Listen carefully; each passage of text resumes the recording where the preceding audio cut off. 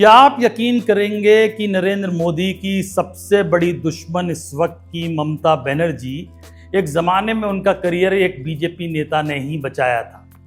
क्या आप यकीन करेंगे कि एक बार ममता बनर्जी बीजेपी से इतनी नाराज़ हुई, या कहें कि एनडीए से नाराज़ हुई, कि उन्हें मनाने बीजेपी का सबसे बड़ा नेता उनके घर गया।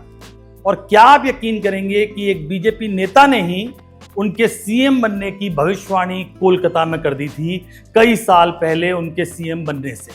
नमस्कार, मैं हूं पीयूष पांडे और आप देख रहे हैं द किस्सा।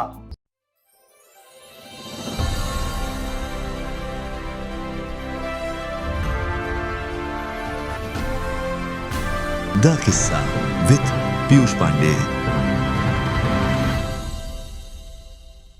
बात है ममता बनर्जी की, यानी ये किस्से हैं ममता बनर्जी के और अटल बिहारी वाजपेयी के। पहला किस्सा 1998 का, कोलकाता का दमदम, जहां पर एक रैली थी, भरी दोपहरी थी, 40 डिग्री से ज्यादा टेम्परेचर था। अटल जी मंच पे थे, लेफ्ट का गढ़ था और अटल जी ने लेफ्ट के गढ़ में ये भविष्यवाणी की कि पश्चिम बंगाल में लेफ्ट का गढ़ अगर कोई तोड़ सकता है तो वो ममता बनर्जी है। ममता बनर्जी की तृणमूल कांग्रेस नई बनी थी और ममता बनर्जी की तृणमूल कांग्रेस तो बीजेपी के बीच में गठबंधन था, जिसके लिए अटल बिहारी वाजपेयी कोलकाता पहुंचे थे। तपन सिकदर जो उनके कैंडिडेट थे, उनका प्रचार करने के लिए अटल जी वहां पर पहुंचे थे। मंच पर ममता भी थी और ममता के बारे में अटल जी ने कहा कि लेफ्ट का गढ़ अगर कोई तोड़ेगा तो ममता बनर्जी है, लेफ्ट को यहाँ से कोई बाहर भेजेगा तो वो ममता ही है। और ये भविष्यवाणी बाद में सच हुई।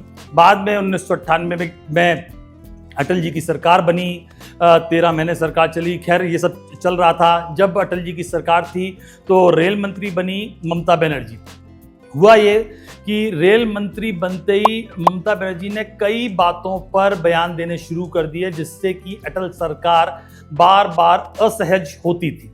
लेकिन एक बार कुछ हद हो गई। हद ये हो गई कि पब्लिक सेक्टर यूनिट्स जो पश्चिम बंगाल की थी 4, उनके बंद होने की बात हुई और उसको लेकर ममता बनर्जी इस कदर भड़की कि उन्होंने कह दिया कि मैं इस्तीफा दे दूंगी।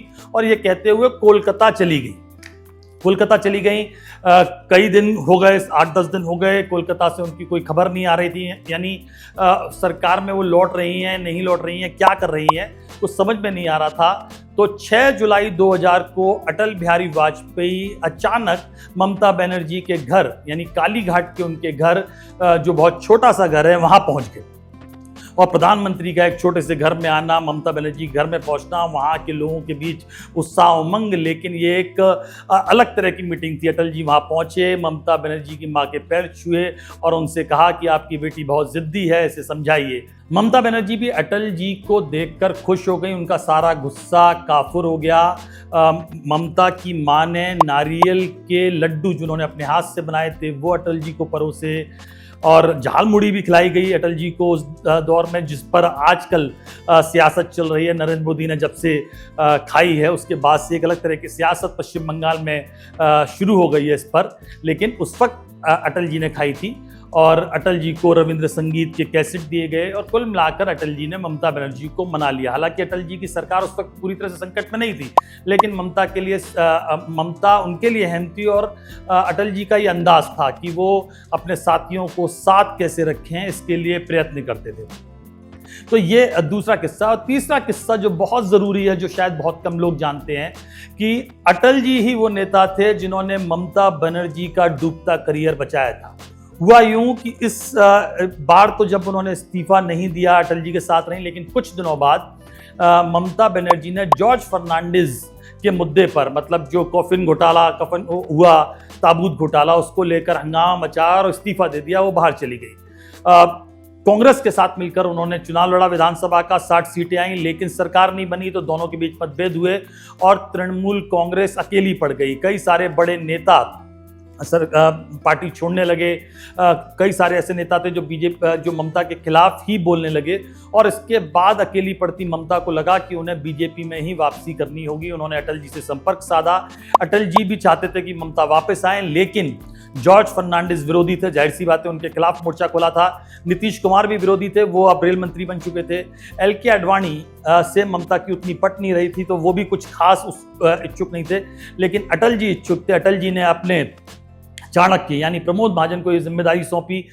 प्रमोद महाजन ने सारे नेताओं को मनाया, समझाया कि ममता के आने में कोई बुराई नहीं है, इससे एनडीए मजबूत होगा। ममता को वापस लाया गया। मजे की बात यह है कि ममता बनर्जी को कई दिनों तक मंत्री पद दिया गया, लेकिन बिना पोर्टफोलियो का, यानी बिना विभाग का उन्हें मंत्री बनाया गया।